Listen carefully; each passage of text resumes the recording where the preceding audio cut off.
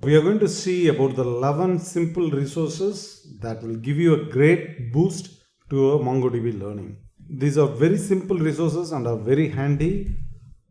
The first one in the list is SQL to MongoDB mapping chart. This is an important one. So this will help us to understand about MongoDB easily from SQL point of view. So Google for SQL to MongoDB. The first result will be the mapping chart under MongoDB Manual 3.4. Click on that. So this is the article SQL to MongoDB mapping chart. It's very good, very useful. For instance, a table is called as a collection here in MongoDB. A row is called as a document. A column is called as a field. Similarly, you get examples for every SQL query. For instance, for this SQL query, you can find a corresponding MongoDB method call. So that's how SQL and MongoDB are related. This is a very good document. As a beginner, it is necessary that you read this article in depth to understand about MongoDB easily and clearly. The next one in our list is what is NoSQL. There is a very good article from MongoDB which is available here, that is www.mongodb.com/NoSQL explained. So Google for MongoDB NoSQL explained. So the first link is going to be our article link. Click on that. In this article, you'll be able to learn about NoSQL database types, dynamic schemas, the benefits of NoSQL, and about auto sharding, and a good summary about SQL and NoSQL. So this is an important article as a beginner. The third one in our list is the interesting one, that is MongoDB and MySQL compared.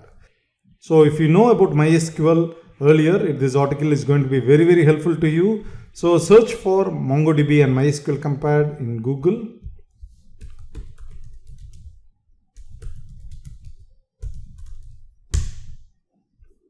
The article is in the top search list. Click on that.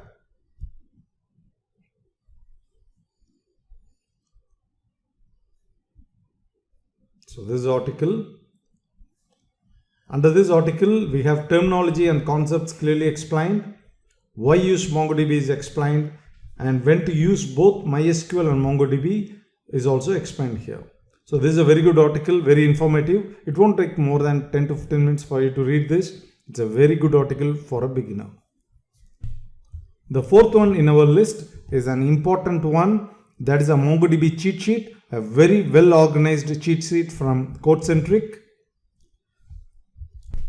Google for MongoDB Codecentric cheat sheet. The first result is the cheat sheet. Click on that. A very well organized cheat sheet is provided. As you can see here, we have information about inserting documents, finding documents, and various operators here. And similarly, we have indexes covered, and the important one, that is the pipeline stages for aggregation, and the aggregation examples are provided.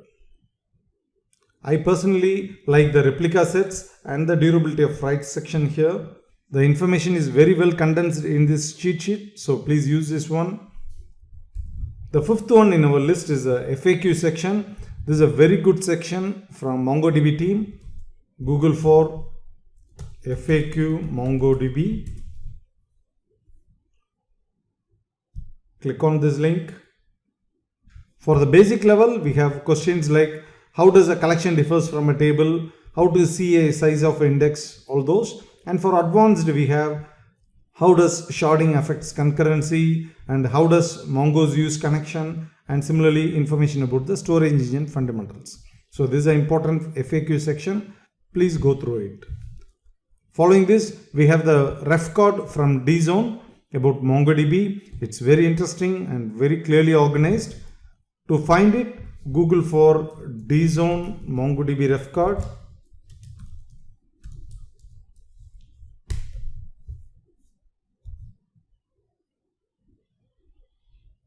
This is the ref card. Either you can download the PDF or you can read online. For instance, in section 11, we have query operators. And in section 18, we have MongoDB restrictions clearly explained. So I personally recommend this one for beginners as well as for advanced users. Then at 7, we have MongoDB shell quick reference. This also comes under MongoDB documentation. So Google for MongoDB quick reference. The first one is the article we are looking for. It has various topics covered.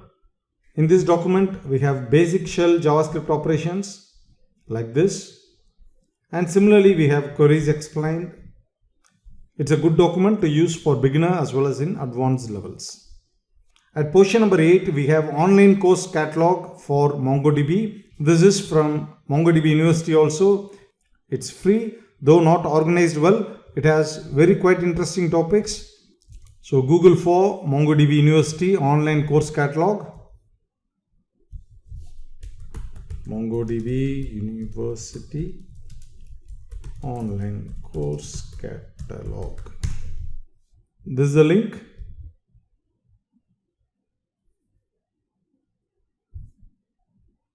We have MongoDB basics covered here.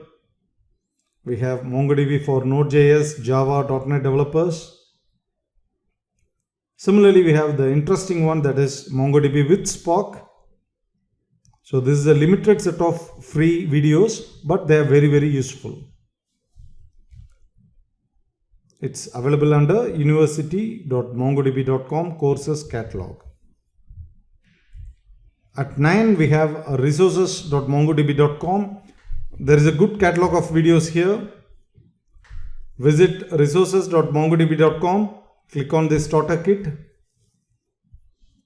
Under this getting started section, I like this video series which deals about mean stack. It has 6 parts: part 1, part 2, part 3, part 4, part 5 and part 6. So these are very informative, and similarly we have information about BI connectors also. This can be very useful if you are working with business intelligence. Then at portion number 10, we have a very interesting, very useful presentation. I would say a must to learn for beginners, that is transitioning from SQL to MongoDB. So this is a presentation available under MongoDB presentation section. Simply Google for transitioning from SQL to MongoDB. The first link is the one we are going to see, that is webinar transitioning from SQL to MongoDB. You will be prompted with a form to view this presentation. Once that is done, this is the video I have been speaking about, transitioning from SQL to MongoDB. It gives you a good view about MongoDB. Don't miss this. Then at 11, we have an interesting online hosting service, that is MLab, which gives you a 500 MB free hosting service.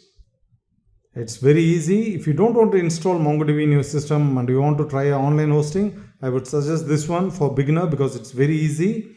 You just need to click create new here. So this is going to create a database. Under plan type, select Soundbox. You'll be able to see the available AWS regions. Click continue. And then you need to give the database name here. Let me give a test DB. Let me make it as testdb 11 and then click continue. So we go to the new database, click on this. So this is a URL you will be using for connecting to this. You can create collections under this. So you'll be able to see 5 tabs. The first one is collections, where you'll be able to add collections under the database.